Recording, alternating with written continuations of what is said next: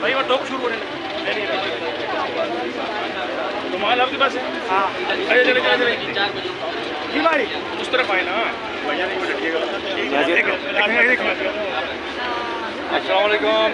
بھائی بہت بہت مبارک ہو. جی بالکل اس وقت میں موجود ہوں اسلام آباد ہائی کورٹ میں. 25 کروڑ عوام کا دماغ فیصلہ جو ہے وہ آ چکا ہے. پانی تھوڑا سا چیٹی آئی لیکن جب تک باہر نہیں آئیں گے نا یہ نہیں شکا ہوگا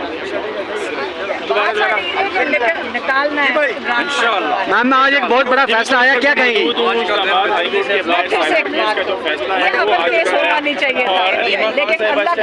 موجود ہیں. میم کیا کہیں گی کہ سائفر کیس کا فیصلہ بالآخر آ چکا ہے؟ میں کہتی ہوں یہ اللہ کی طرف سے پاکستانیوں کے لیے یہ ایک عمران خان سے سیکھیں کہ انہوں نے کہا کہ میں اپنے سارے کیسز کا سامنا کروں گا اور سرخرو ہو کے نکلوں گا ڈیل کے تحت.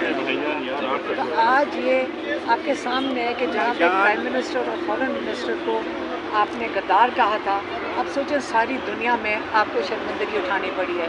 کون اپنے پرائم منسٹر کو غدار کہتے ہیں؟ ٹھیک ہے, تو ججز کے اوپر بھی اس کیس کو اور مزید لٹکانے کا کوئی جواز نہیں ملتا. تو ججز نے اللہ کا شکر ہے انہوں نے فیصلہ بھی دے دیا. ان کو یہ بھی سمجھ آ گئی کہ اس کیس کو اتنا لٹکا نہیں سکتے. اور جو پروسیکیوشن کی طرف سے 2 لائر آئے نا ماشاءاللہ جو وہ بات کرتے تھے وہ اب میں کیا کہہ سکتی ہوں, وہ ایک اور گڑھا کھود لیتے تھے اور اینڈ میں جا کے بیچارے پروسیکیوٹرز ہی اندر گر گئے کیونکہ جج فرسٹریٹ ہو گئے کہ تم اپنا کیس بناؤ.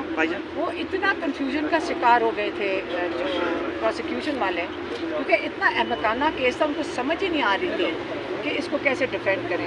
اور یہ داغ آپ کو دینی چاہیے رانا ثناء اللہ کو جنہوں نے یہ کیس بنایا تھا. اور رانا ثناء اللہ اس وقت مدد کر رہے ہیں عمران خان کے اوپر اور غداری کے کیسز بنانے کے لیے.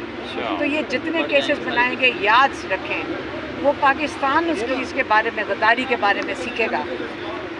اب 1971 کے بارے میں یہ کیس بنانا چاہ رہے ہیں, بہت اچھا ہے, کھول دیں. عمران خان تو بڑے خوش تھے, کہتے ہیں بہت اچھا ہے میری قوم اب 1971 کے بارے میں سیکھے گی تاکہ ہم یہ دوبارہ غلطیاں نہ کریں. عمران خان اس چیز سے بالکل گھبرا نہیں رہے. کتنے کیسز رہ گئے ہیں خان صاحب کے اوپر, کب تک؟ دیکھیں یہ والا جو تھا ایک غداری کا کیس, یہ پہلا والا تھا 2 سال پہلے سے جو انہوں نے کیس تو بعد میں کیا, لیکن یہ پہلا کیس تھا.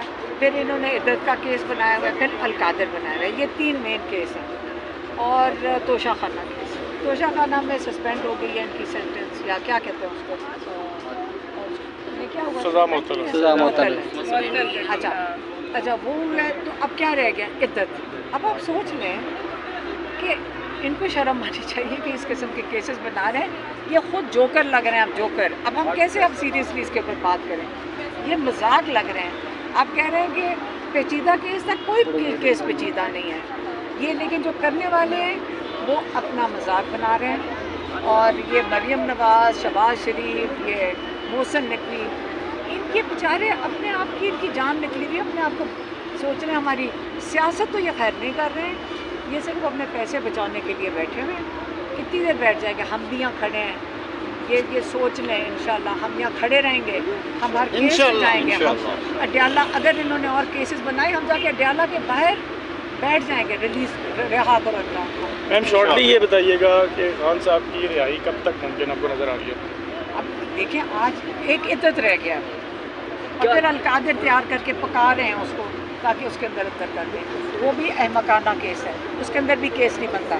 اگر یہ 4 مہینے ججز نے یہاں پہ لگانے ہیں ایک مرے ہوئے کیس کو چلا رہا ہے, انہوں نے ججز نے 4 مہینے چلائے مرے ہوئے کیس کو, تو پتہ نہیں اگلا کتنا مرا ہوا کیس چلانے کا ان کا ارادہ ہے. تو اب یہ ججز کے اوپر ہوگا. بہت شکریہ.